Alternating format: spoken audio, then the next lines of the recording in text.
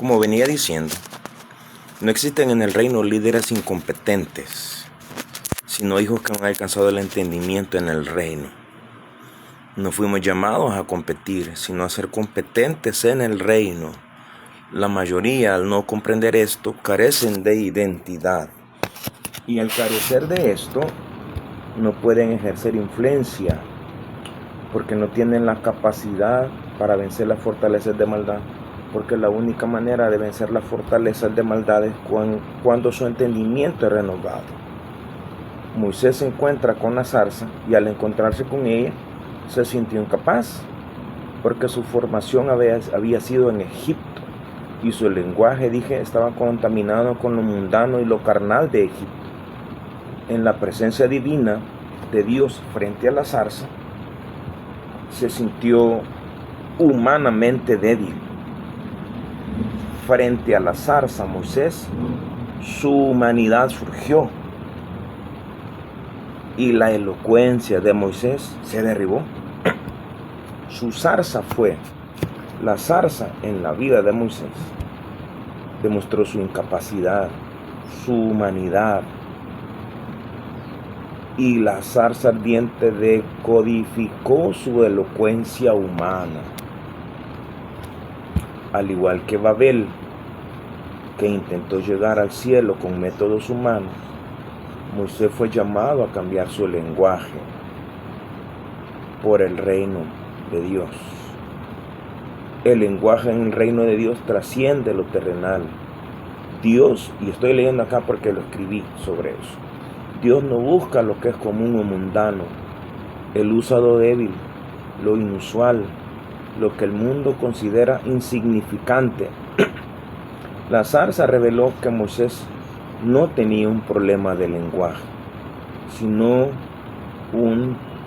una transformación de dimensión. Moisés vino de una dimensión humana, de una dimensión morbosa, carnal y mundana, a una dimensión de gloria. Entonces, el problema de Moisés era un problema de lenguaje, pero también fue transformado en otra dimensión. No se edifica el reino con palabras humanas, sino con revelación de la palabra. Y esta revelación de la palabra rompe fortalezas y liberta a los cautivos. Como dije, Moisés no era tartamudo. Ese diagnóstico lo hemos repetido porque así lo escuchamos y algunas veces lo hemos leído así. Pero lo hemos mal interpretado. Y cuando lo interpretamos desde la mentalidad correcta, lo entendemos. Es decir, desde la mentalidad del reino. Lo que realmente sucedió es que hubo un choque de dimensiones distintas. Su formación fue el sistema Egipto. Fue educado como príncipe, entrenado con los protocolos humanistas de Egipto, estructurado bajo el lenguaje político y administrativo egipcio. Y de repente Dios le habla a Moisés desde un fuego que no se consume. Esa voz no encajaba en los códigos de Moisés, porque los códigos de Moisés eran egipcios, eran anteriores. Su incapacidad la tenía, lo que pasa es que no era compatible en el reino, es decir, no era incapacidad, era incompatibilidad. No era que Moisés no pudiera hablar, es que no tenía palabras terrenales para expresar lo que había visto y había oído. El sistema lingüístico del reino no cabe en estructuras del lenguaje humano. Repito, no era que Moisés no pudiera hablar, es que no habían palabras terrenales para expresar lo que había visto y oído.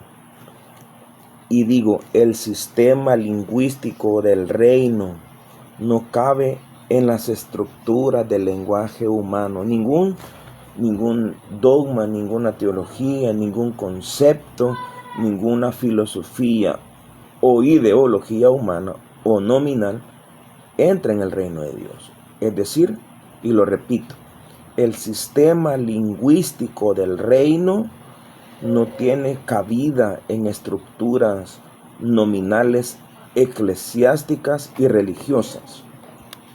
Moisés no era lento para hablar, era demasiado eterno para explicarlo en el idioma egipcio.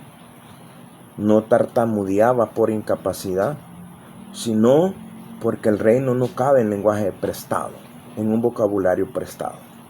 La zarza no lo llamó, la zarza lo desprogramó. El fuego no vino a darle un nuevo mensaje, vino a romper el idioma. Desde ese momento Moisés deja de hablar como príncipe egipcio y empezó a hablar como embajador del reino.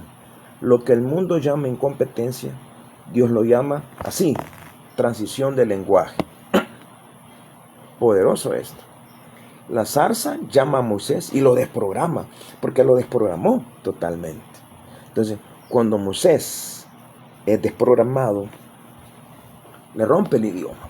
Y desde ese momento Moisés deja de hablar como un príncipe egipcio. Ya no hablaba de la adoración como lo hacían en Egipto. Ya no hablaba desde el becerro de oro, sino de otra dimensión. Entonces, ya no habla como religioso, sino como un embajador en el reino.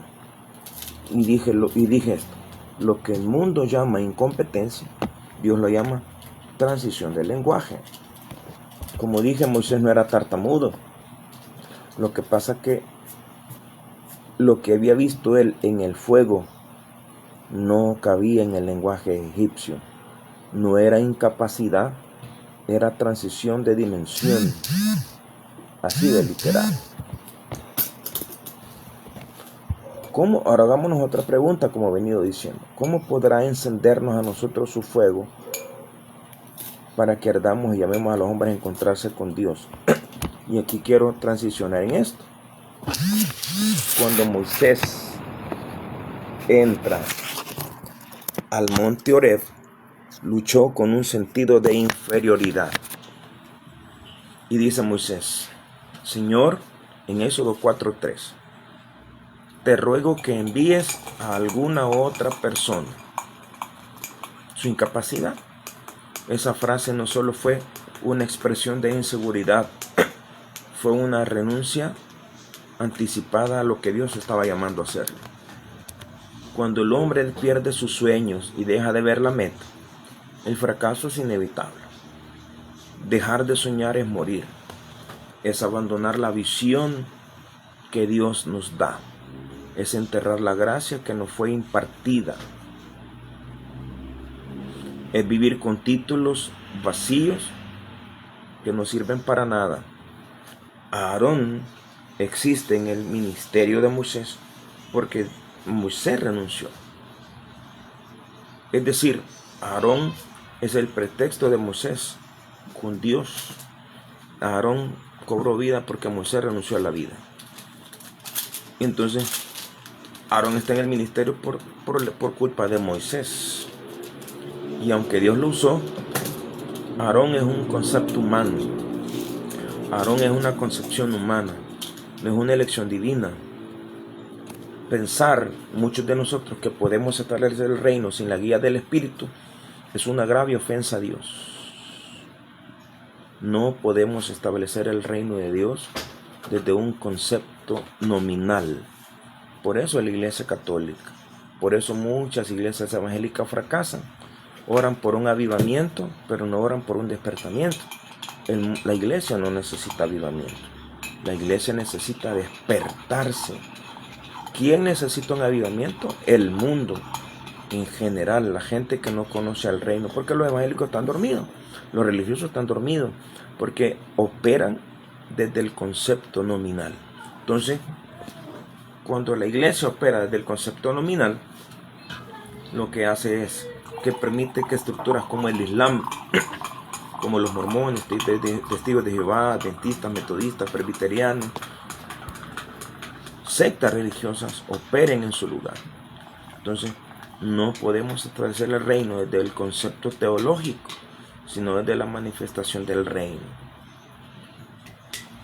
Cuando la gente no conoce a Dios y permite que otros tomen su lugar, tienen un problema.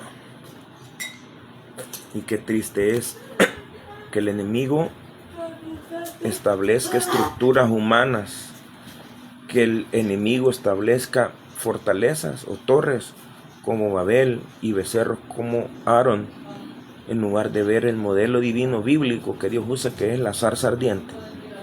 La gente, el mundo necesita ver a una iglesia llena del fuego, de la gloria de Dios, para que sean impactados. Pero la gente, siempre, los líderes religiosos prefieren utilizar torres de Babel y becerros de oro en lugar de pedirle al Señor que ellos sean la zarza ardiente, el modelo divino que desprograme al mundo de todo lo que el diablo ha lanzado sobre la tierra. Que el Señor les bendiga.